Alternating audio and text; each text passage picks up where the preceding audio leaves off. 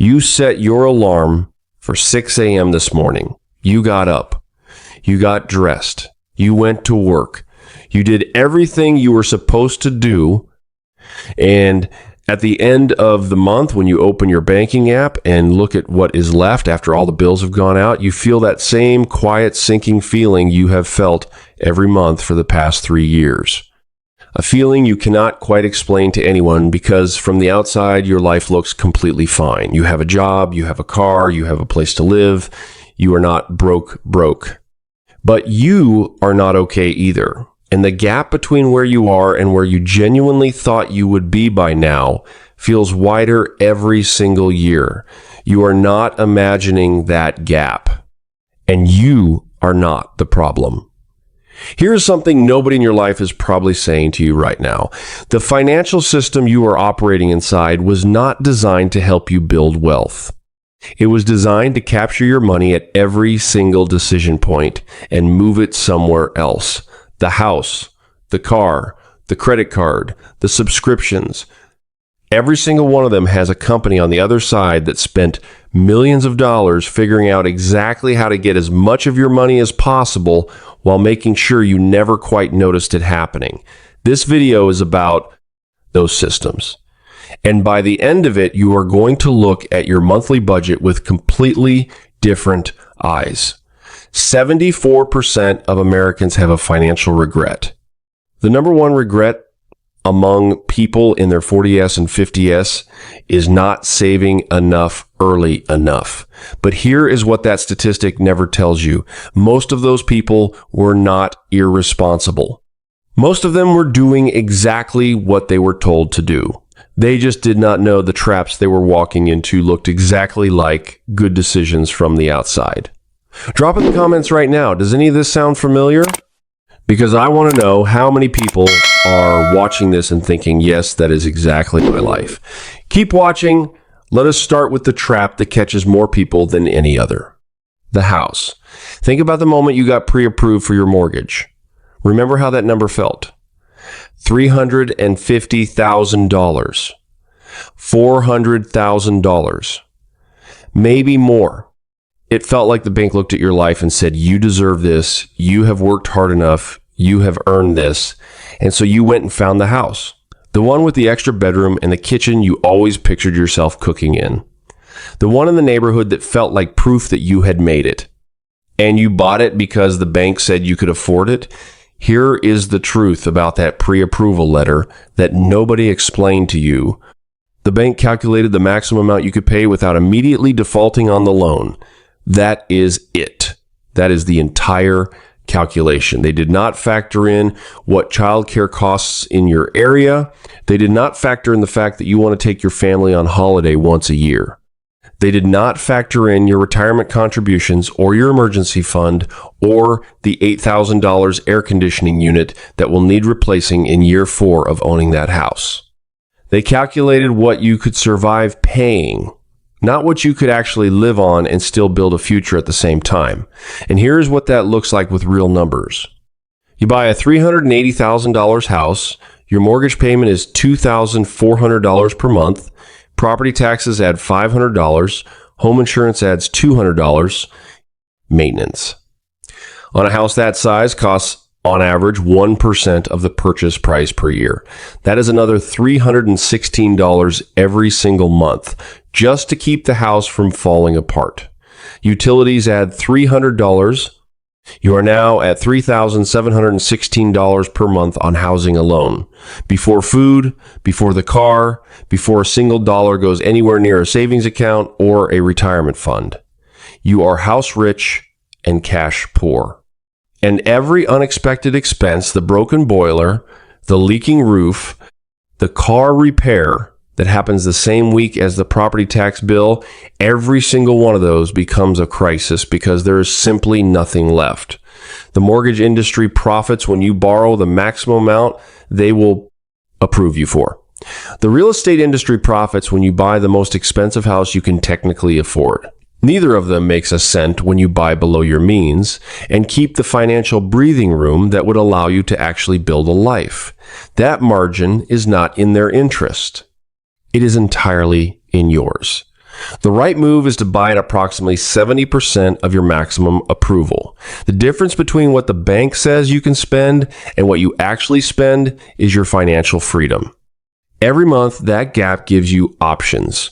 Options to save, options to invest, options to handle an emergency without it destroying everything else. Now let us talk about the car. And this one is going to sting because most people reading this are in it right now. The average monthly car payment in America in 2026 is $772. Over $700 every month just to drive to work and back. More than 20% of new car buyers are paying over $1,000 per month. And to make those payments feel manageable, 22% of people are signing 84-month finance agreements. 7 years of payments on something that started losing value the moment it left the forecourt. Here is the real cost of that $750 per month car.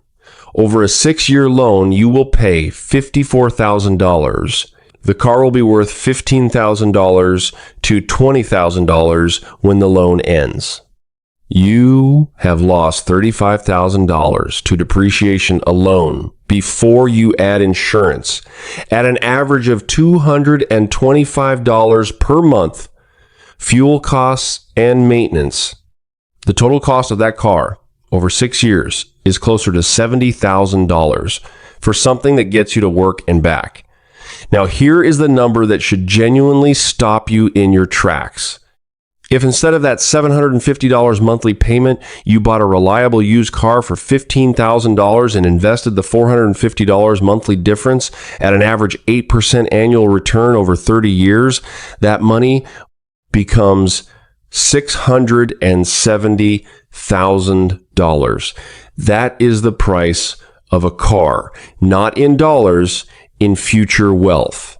Every time you upgrade to a newer model, every time you finance more than you need, every time you tell yourself you deserve something newer, you are making a trade. Present comfort for future security. The automotive industry and the finance companies attached to it are counting on you never running that calculation before you walk into the showroom. Tell me in the comments, what are you paying for your car every month, right? Now, just the number. And when you type it out, I want you to think about what that number has cost you over the last 3 years. Now, let us talk about something that almost nobody admits to publicly because it is too embarrassing. Lifestyle inflation. You remember when you got your first real pay rise. Maybe you went from $55,000 to $80,000. That felt enormous. That felt like things were finally going to change. And some things did change. You moved somewhere nicer. You upgraded the car. You started eating at better restaurants. You bought clothes that felt more like the version of yourself you were becoming. Each individual decision made complete sense. You had worked hard. You deserved better. You had earned it. But here is what happened to the $25,000 difference. It disappeared. Not dramatically, not all at once, just gradually, naturally, one reasonable decision at a time, until your expenses had expanded to perfectly match your new income and you were left with almost exactly the same financial margin you had before the raise, which is to say basically nothing. This is not a coincidence.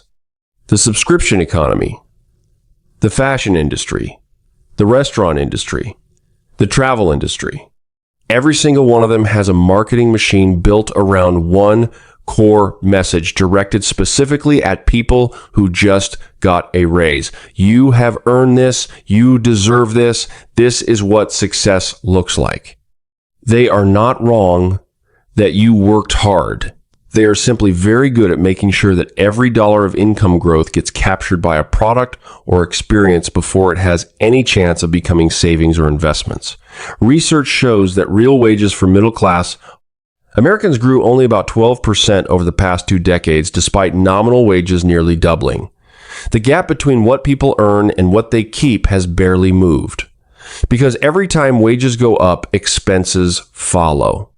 And sitting behind every lifestyle upgrade is a company that planned for exactly that. The defense is a rule you decide on before the money arrives. Every time your income increases, 50% of that increase goes directly to your future retirement, savings, debt reduction. The other 50% goes to your lifestyle. Your life gets better, but so does your financial position. Both can happen. Most people never discover this because they spend the entire raise before they ever think about it. Now, let us talk about debt, because this is where the conversation gets uncomfortable. Think about everyone you know. How many of them have a credit card balance right now? How many have a car loan? How many have student loans that are still running 5 years after they graduated? The answer is almost all of them. And because it is almost all of them, it feels normal. Debt feels like just what adulthood looks like. It feels like the price of having a life. Americans currently carry $18.8 trillion in consumer debt.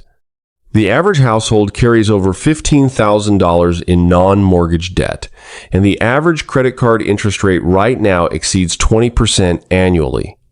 Here's what that means in real money. You carry a $6,000 credit card balance, which is below the national average, by the way, and you make only the minimum payment every month.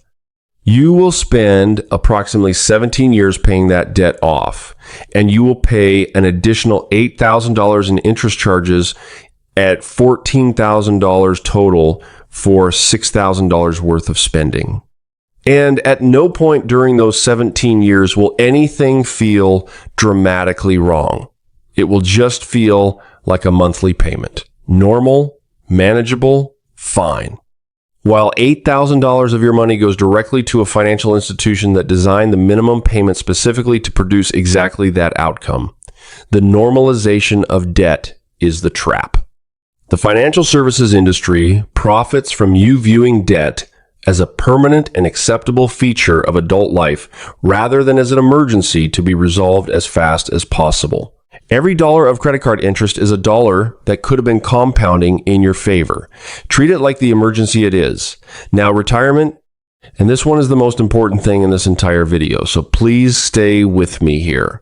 54% of American households have no dedicated retirement savings. The median retirement balance for people aged 55 to 64 is $185,000. That sounds like a reasonable amount until you understand what it actually needs to do. Financial planners generally agree that you need approximately 25 times your annual expenses saved to retire with any degree of comfort. If you are spending $80,000 a year, you need $2 million saved. If you are spending $100,000 a year, you need $2,500,000. Look at your current retirement balance divided by 25. That is the annual income it would generate. Does that number support the life you want? Here is the part that genuinely upsets me on behalf of every person watching this. A significant number of high earners people making $120,000, $140,000, $150,000 a year are not even contributing enough to their workplace retirement account to receive the full employer match. They look at their paycheck, see that contributing 6% means losing hundreds of dollars per pay period, and they genuinely feel like they cannot afford it. Because they have structured their entire financial life around spending every dollar they earn. They are turning down free money, an immediate 50% to 100% return on their contribution before a single day of investment growth, because their lifestyle has consumed every dollar of margin they had. That is the system working exactly as designed, and it is heartbreaking. Here is what you can actually do starting this week. Not next month, not when things calm down, this week. First, write down your actual net worth. Total everything you own, total everything you owe. Subtract that number, whatever it is your real starting point. Not the number your lifestyle suggests, the real one. Most people have never done this calculation, and the result genuinely changes how they see their financial situation. Second, go through your monthly spending line by line, every subscription, every payment, every recurring charge. Find the 3 biggest numbers that are not building anything for your future and question each one seriously. Not with guilt, with curiosity. Is this moving me toward the life I want, or is it moving money from my account to a company that does not know my name? Third, automate your wealth building before you have any chance to spend it. The moment your paycheck arrives, money should move automatically to your retirement account and your savings account before you ever see it. You cannot trust the version of yourself that is tired on a Friday evening with a full weekend ahead to make disciplined financial decisions. You need systems. Systems that protect your future self from the very human impulses of your present self. Fourth, commit to the 50% rule for every future income increase. Every raise, every bonus, every additional income stream. 50% goes to your future before it touches your lifestyle. Every single time without exception. The people who build real wealth in their 30s and 40s are not smarter than the people who do not. They are not luckier. They simply made different decisions at the moments that mattered. They bought below their maximum approval. They drove the car they could genuinely afford. They treated their retirement contributions as non-negotiable. They saw the lifestyle inflation coming and made a plan for it before it arrived. You can do every single one of those things. The information was always out there. You just deserve to have someone lay it out plainly without trying to sell you something at the end of it. Subscribe and hit the bell. New videos every Monday, Wednesday, and Friday. And every single video on this channel is going to give you something the system was hoping you would never figure out.